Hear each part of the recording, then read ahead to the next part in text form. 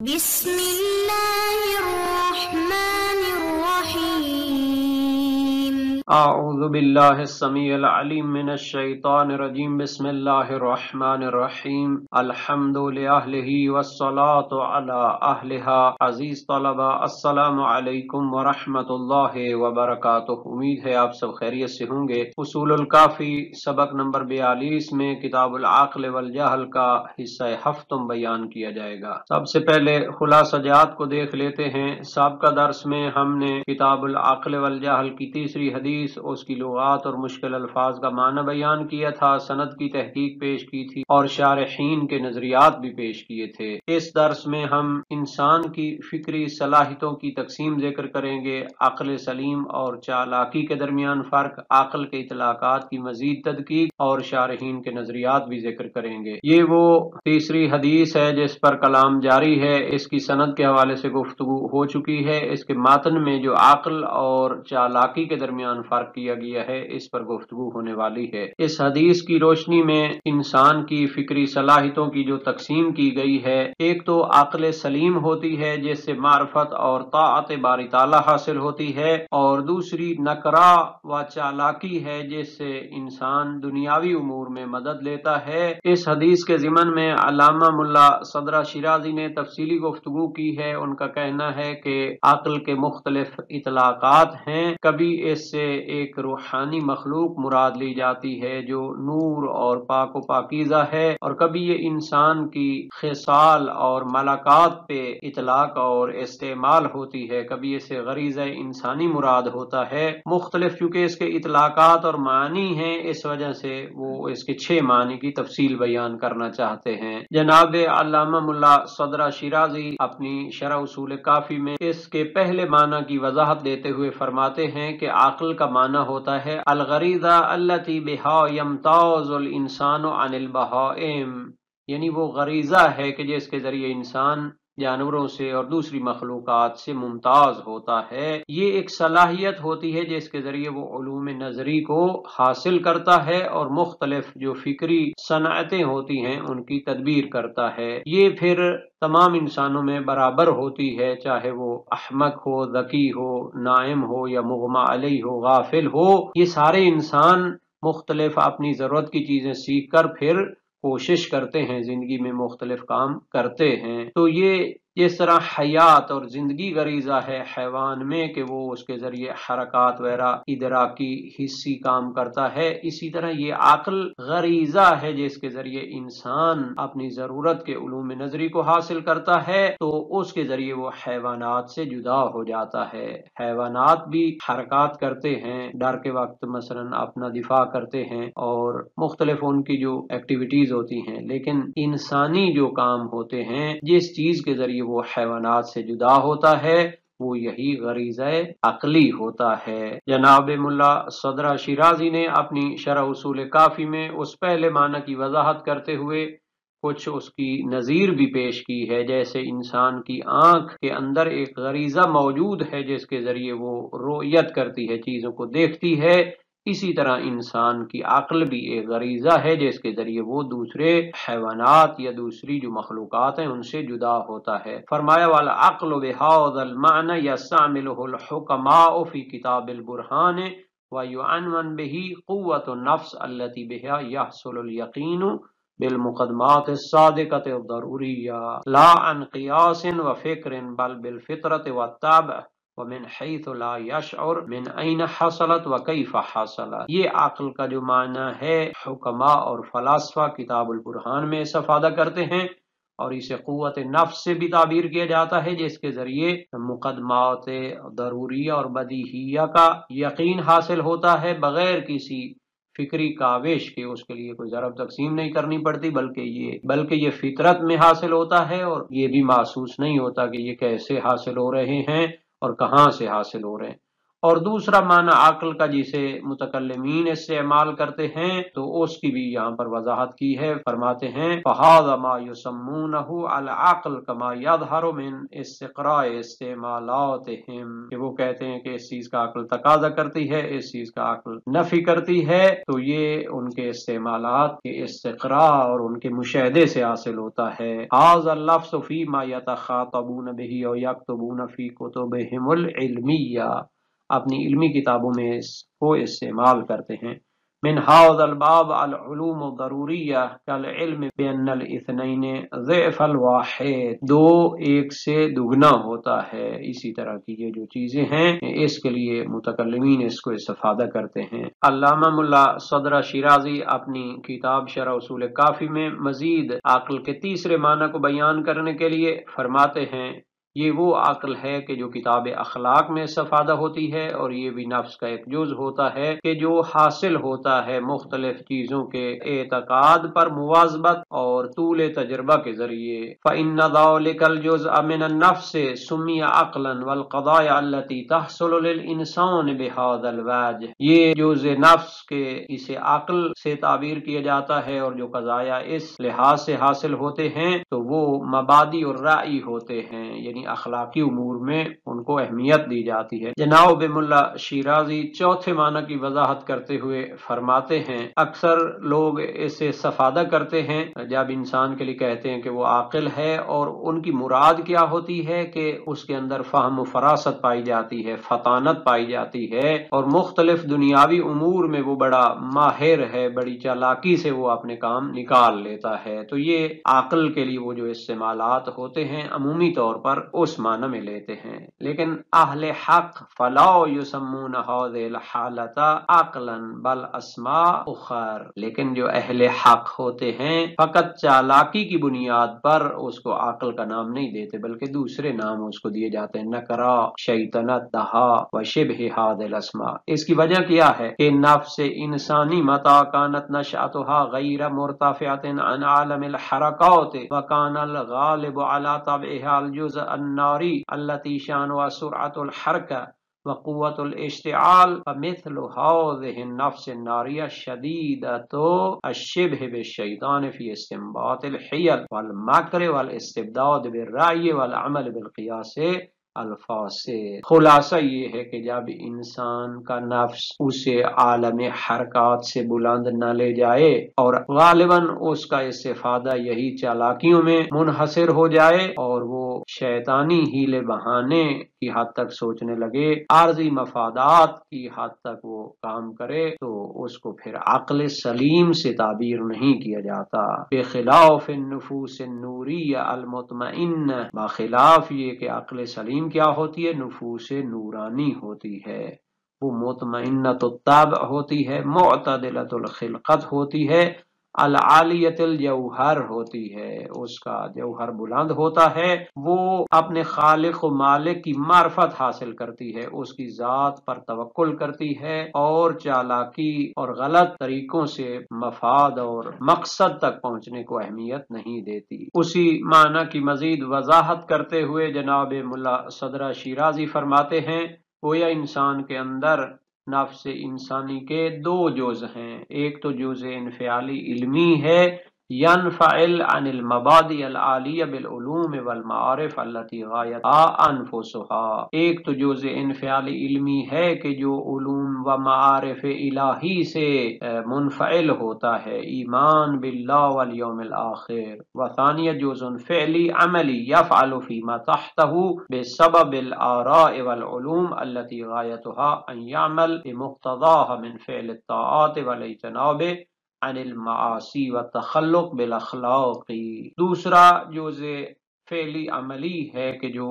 انسان کو معرفت وغیرہ حاصل ہوتی ہے اس کے مطابق پھر عمل کرتا ہے، اطاعت کو انجام دیتا ہے، معصیت سے اجتناب کرتا ہے، اخلاق ذمیمہ سے دور رہتا ہے۔ فَإِذَا حَصَلَتْ الْغَایَتَانِ حَصَلَ التَّقَرُّبُ إِلَى اللَّهِ، جب یہ دونوں غایات و مقاصد حاصل ہو جائیں تو تقرب الہی حاصل ہوتا ہے۔ مزید علامہ ملا شیرازی نے اپنی عبارت میں 5ویں معنی کی وضاحت کی ہے عقل کی۔ ان کو ہم نے پہلے بیان کیا تھا، عقل بالقوہ، عقل بالملکہ، عقل بالفعل اور عقل مستفاد۔ یہ کتاب نفس میں ذکر کیے جاتے ہیں عقل کے بارے میں، اور یہ 4 اس کے مراحل ہوتے ہیں۔ پہلا مرحلہ کیا ہے؟ یہ نفس کی قوتوں میں سے قوت ہے، بلکہ خود یہ نفس ہے، یہ صلاحیت رکھتا ہے علوم عقلی کمالی کو حاصل کرے، لیکن ابھی تک اس میں کچھ حاصل نہیں ہوا ہوتا۔ یہ پہلا مرحلہ ہے۔ دوسرا مرحلہ ہے کہ جب یہ استعداد پیدا کرتی ہے بے واسطہ علوم عامیہ والادراک الاولیہ، بدیہیات کے ذریعے صور موجودات منتزعہ من مواد حل خارجیہ، یعنی حقائق کا علم حاصل کرنا شروع کرتی ہے، تو اسے عقل بالملکہ کہتے ہیں۔ تیسرا مرحلہ اہم ہے ان کی عبارت میں، فرمایا مرتبۃ کونھا بالفعل کل المعقولات او اکثرها بان يتبدل وجودها الکونی الاول الذي كانت به صورة لمادة حسیہ الى وجود ثانوی وفطرۃ ثانیہ مستانف بها یتحد فی ذاته المعقولات المنتزعہ، یعنی جب تمام معقولات یا اکثر معقولات وہ اپنے حقائق کے ساتھ اس کو حاصل ہو جاتے ہیں، اور اس علمی صورت میں اور خارجی حقائق میں کوئی فرق نہیں ہوتا، جس کو عاقل و معقول کے اتحاد سے بھی تعبیر کرتے ہیں، تو یہ عقل بالفعل کہلاتی ہے۔ اسی تیسرے معنی کی جناب ملا صدرہ شیرازی نے مزید دقیق وضاحت کی ہے، فَإِذًا كَوْنُهَا عَقْلًا وَعَاقِلَةً وَمَعْقُولَةً شَيْءٌ وَاحِدٌ بِلَا اخْتِلَافِ حَيْثِيَّةٍ تُوجِبُ كَثْرَةً فِي الذَّاتِ وَالْوُجُودِ بَلْ فِي الْمَفْهُومَاتِ وَمَعَانِي الْأَلْفَاظِ وَتِلْكَ الْمَعْقُولَاتُ مِنْ قبل ان ينتزع من موادها كانت وجودها وجودا دنیاویا وكونا مادیا وهي كانت تابعة في وجودها لما يقترن بها فهي مرة عين ومرة متاع ومرة ذات وضع ومرة ذات کم وأحيانا مكيفة بكيفيات جسمانية وأحيانا تفعل وأحيانا تنفعل۔ یعنی یہاں پہ جو تیسرا مرحلہ ہے عقل کا، یہ عقل اور معقول سب ایک چیز شمار ہو جاتے ہیں، اگرچہ جب تک وہ معلومات جو خارج میں ہوتی ہیں وہ اپنے وجود کے ساتھ اپنے مختلف آثار رکھتی ہیں، ان کو مختلف تعبیروں سے بیان کیا جاتا ہے، ان کے لیے مختلف آراز ہوتی ہیں، لیکن جب ان کا حقیقی علم حاصل ہو جاتا ہے وَإِذَا حَصَلَتْ مَعْقُولَاتٍ ارْتَفَعَتْ عَنْهَا كَثِيرٌ مِنَ الْمَفْهُومَاتِ، جب وہ معقولی شکل میں حاصل ہوتی ہیں تو ان کے بہت سارے آراز وہ ختم ہو جاتے ہیں، فَصَارَ وُجُودُهَا وُجُودًا آخر، یہ ایک وجود علمی ہو جاتا ہے، فَتَبَدَّلَتِ الْأَرْضُ غَيْرَ الْأَرْضِ وَالسَّمَاءُ غَيْرَ السَّمَاءِ، تو یہ معقولی شکل ہوتی ہے ان کی، فَصَارَتِ الْأَرْضُ مُشْرِقَةً وَالسَّمَاوَاتُ مَطْوِيَّاتٌ، یہ اس کی الگ ایک روشنی ہوتی ہے اور پورے آسمان اس میں سما جاتے ہیں، جیسے اہل عرفان کو علم حاصل ہوتا ہے۔ عقل کے 5ویں معنی کے چوتھے مرحلے کی وضاحت کرتے ہوئے فرماتے ہیں کہ اس میں اس کو مزید معلومات حاصل ہوتی ہیں، معقولات حاصل ہوتی ہیں، اور درمیان میں مادی چیزوں کا جو واسطہ ہوتا ہے وہ بھی ختم ہو جاتا ہے، کیونکہ اس وقت اس میں اتنی شفافیت آ جاتی ہے کہ وہ عقل فعال سے اتصال پیدا کرتی ہے، جن چیزوں کو حاصل کرنا چاہتی ہے ان کا تعقل اسے حاصل ہو جاتا ہے۔ لم تکن دائمۃ الاستغراق لشہود الحق الاول، کیونکہ اس وقت اسے شہود حق اول کا شہود حاصل ہوتا ہے، اور اسے پھر واہب صور یعنی خالق و مالک کی طرف سے علم کی عطا ہوتی، جس کو علم لدنی بھی کہہ سکتے ہیں۔ ففعال المعقولات بقوتہ التي تمسک الارض والسماوات، کیونکہ اس وقت خالق و مالک کی طرف سے جو علوم اس کو عطا ہوتے ہیں اس میں درمیان میں مادی چیزوں کے واسطے کی بھی ضرورت نہیں ہوتی۔ مزید علامہ ملا صدرہ شیرازی اپنی اس عبارت میں عقل کے چھٹے معنی کو بیان کرنا چاہتے ہیں۔ فرماتے ہیں کہ یہ کتاب الہیات اور معرفت ربوبیات میں ذکر ہوتا ہے، اور یہ ایک ایسا موجود ہے جس کا سوائے اپنے خالق کے کسی چیز کے ساتھ تعلق نہیں ہے، اور اس کا خالق و مالک اللہ القیوم ہے۔ بس یہ صفات کی طرح کسی موضوع کے ساتھ نہیں ہوتا، اور نہ ہی مادے کے ساتھ اس کا کوئی تعلق ہوتا ہے کہ یہ صورت کی شکل میں ہو، اور نہ ہی اس کا بدن کے ساتھ تعلق ہوتا ہے کہ یہ روح کی طرح ہو۔ تو یہ اللہ تعالیٰ کی ایک کامل مخلوق ہے، اور اس کے عالم کو عالم جبروت کہا جاتا ہے، اور یہ تمام کا تمام نور و خیر ہے، ظلمت و شر اس میں نہیں پایا جاتا۔ تو اس کے بارے میں بہرحال اختلاف نظر بھی ہے، پہلی حدیث کے ضمن میں بھی اس کو بیان کیا گیا تھا، اور مزید بھی اس پر گفتگو آنے والی ہے۔ جناب ملا صدرہ شیرازی جو معنی انہوں نے ذکر کیے ہیں ان کا ایک خلاصہ پیش کرنا چاہتے ہیں اور ان کا نتیجہ لینا چاہتے ہیں۔ فرمایا فَهَذِهِ مَعَانِ الْعَقْلِ الْمُشْتَرَكَةُ فی الاسم، یہ عقل کے مختلف معنی ہیں جو نام میں مشترک ہیں، لیکن ان میں تشکیک پائی جاتی ہے، ان میں اختلاف ہے، مختلف ان کے درجات ہوتے ہیں۔ ایک تو 4 قسم کی عقلیں ہیں جو کتاب نفس میں ذکر ہوتی ہیں، متفاوتۃ بالشدۃ والضعف والکمال والنقص، ان میں شدت و ضعف اور کمال و نقص میں اختلاف، اور ان میں سے مراتب عقل عملی ہیں جو کتاب اخلاق میں ذکر ہوتے ہیں، اس کے مختلف مراتب اور مراحل، ایک ہے تہذیب الظاہر باتیان العبادات والاجتناب عن المنہیات، یعنی کہ عبادات کو انجام دے کر اور حرام کاموں سے اجتناب کر کے ظاہر کو مہذب کرنا۔ دوسرا تطہیر الباطن عن الرذائل، یعنی باطن کو بھی پاک کرے، حسد وغیرہ جو بیماریاں ہیں جو باطن میں ہیں ان سے بھی انسان اپنے آئین نفس کو پاک کرے۔ تیسرا مرحلہ ہے یشاہد المعلومات کلھا او جلھا، تمام معلومات کا مشاہدہ کرے، حقائق کو حاصل کرے۔ اور چوتھا مرحلہ ہے ان یفنا عن نفس ویرى الاشیاء کلھا صادرہ من الحق راجعتاً الیہ، فنا کی منزل ہوتی ہے کہ وہ تمام ان مخلوقات کو اللہ سے صادر سمجھے اور ان کا رجوع بھی اسی کی طرف قرار دے۔ اور یہ گویا کہ مرحلہ تخلق باخلاق اللہ، حدیث میں بھی ہے، نبوی حدیث ہے، تخلقوا باخلاق اللہ۔ پھر انہوں نے اپنی اس عبارت میں اس معنی سادس کی فلسفی وضاحت کی ہے کہ وہ عالم جبروت میں ہوتی ہے اور اس کو بہت سارے کمالات خدا کی طرف سے عطا ہوتے ہیں۔ یہ سارا جو مختلف فی معنی بھی ہے تو اس کے بارے میں انہوں نے وضاحت دی ہے۔ اس عبارت میں وہ خلاصہ بیان کرتے ہیں کہ اے سالک راہ حق، جب آپ نے ان معانی کو سمجھ لیا تو عقل سلیم اور چالاکی وغیرہ میں جو فرق ہے وہ آپ کو ذہن میں ہونا چاہیے، نتیجے کے ذریعے بھی انسان کو فرق سمجھ میں آتا ہے۔ اس کی مثال ہم اپنی طرف سے دے سکتے ہیں کہ یہاں تو حدیث میں یہ بیان ہوا کہ اگر اللہ کی معرفت اور اس کی عبادت و بندگی تک پہنچاتی ہے تو وہ عقل سلیم ہے، اور اگر دنیاوی اغراض کے لیے چالاکیاں ہیں تو وہ پھر عقل سلیم نہیں ہوگی۔ اس کا یہ ایک تعبیر ہو سکتی ہے جیسے ایک استاد ہے، وہ اپنے مختلف شاگردوں کو پہچانتا ہے کہ جو اس کے سبق کو یاد کر رہے ہیں، ٹھیک طریقے سے محنت کر رہے ہیں تو وہ اس کو عاقل سمجھتا ہے، اور جو لوگ اس سے بچنے کے لیے مختلف چالاکیاں کر رہے ہوتے ہیں تو وہ ان کو چالاک تو کہتا ہے، ہیلے کرنے والا تو کہتا ہے، لیکن اس کو عاقل نہیں سمجھتا چونکہ وہ اپنے مقصد سے ہٹ چکے ہوتے ہیں۔ ایک مرتبہ پھر اپنی پوری بحث کا خلاصہ بیان کرتے ہوئے فرماتے ہیں جان لیں کہ لفظ عقل اپنے مختلف اطلاقات اور تشکیکات کے باوجود یہ امر واحد ہے اور ایک حقیقت ہے،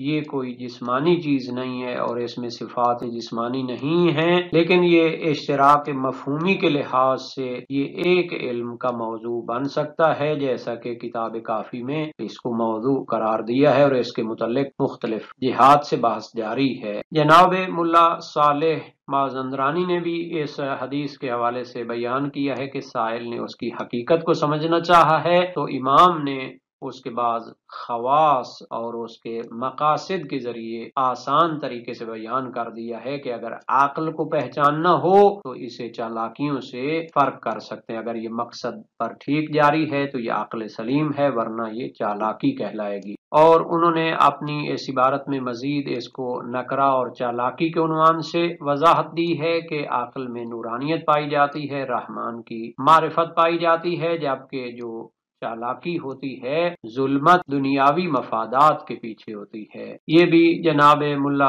صالح مازندرانی کی عبارت کا ایک تتمہ ہے، جس کو خود دیکھا جائے مطلب ان کا واضح ہے۔ آج کے سبق کا خلاصہ دیکھ لیتے ہیں۔ اس میں انسان کی فکری صلاحیتوں کی تقسیم پیش، عقل سلیم اور چالاکی میں فرق، عقل کے اطلاقات کی مزید وضاحت علامہ ملا صدرہ کی عبارت سے، اور شارحین کافی کا نظریہ بھی ذکر ہوا۔ اس سبق سے متعلق تمرینی سوالات کو بھی دیکھ لیتے ہیں۔